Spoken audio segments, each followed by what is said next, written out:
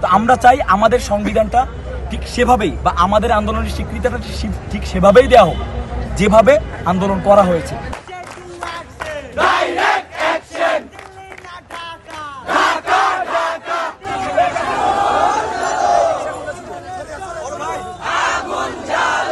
আমরা আসছি রাজশাহী জেলা এবং আমরা টোটাল রাজশাহী বিভাগে আসছি, 96টা বাস আসছে আমাদের। এটা এখন একটা রান শুধুমাত্র রাজশাহী জেলায় আছে। আসলে এই কর্মসূচিটা তো আমরা চেয়েছিলাম 6 আগস্ট বা 5 আগস্ট, কারণ আমাদের বিপ্লব পরবর্তী যে আমাদের বিপ্লবের যে স্বীকৃতি যেটাকে বলে, এটা এতদিন পর্যন্ত এই 5 মাস দেয়া হয় না। এই জন্য এই বিপ্লবকে বিতর্কিত করার জন্য বিভিন্ন মহল এটার একটা ফায়দা নিচ্ছে।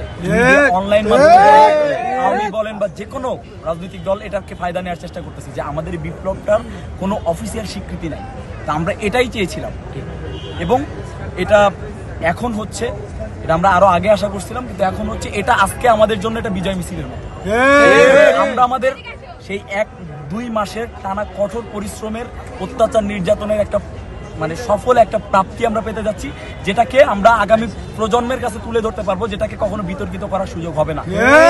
এটাতে কখনোই যেমন 71-এর জায়গাটায় আমাদের যারা নায়ক ছিল তাদেরকে কিন্তু এখন পিছনে ফেলে দেওয়া হয়েছে, তাদের এক কেন্দ্রিক একটা সংবিধান রেখে।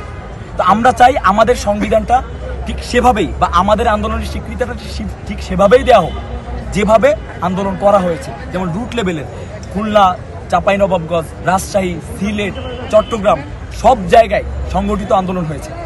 সব জায়গায় যেন স্বতন্ত্র ইতিহাসটা লেখা হয়।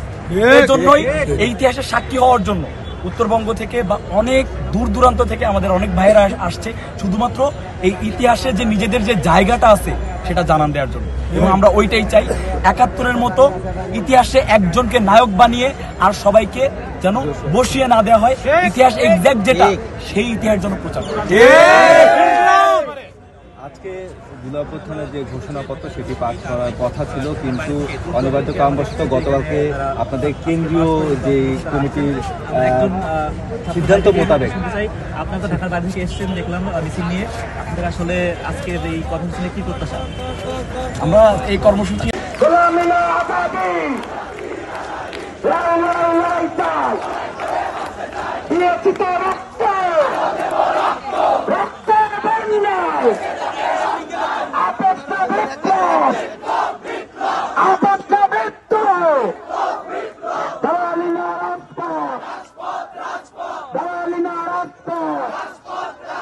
এই জায়গাটা ফাঁকা রাখেন, ব্যানারটা ফাঁকা রাখেন, ব্যানারটা ফাঁকা।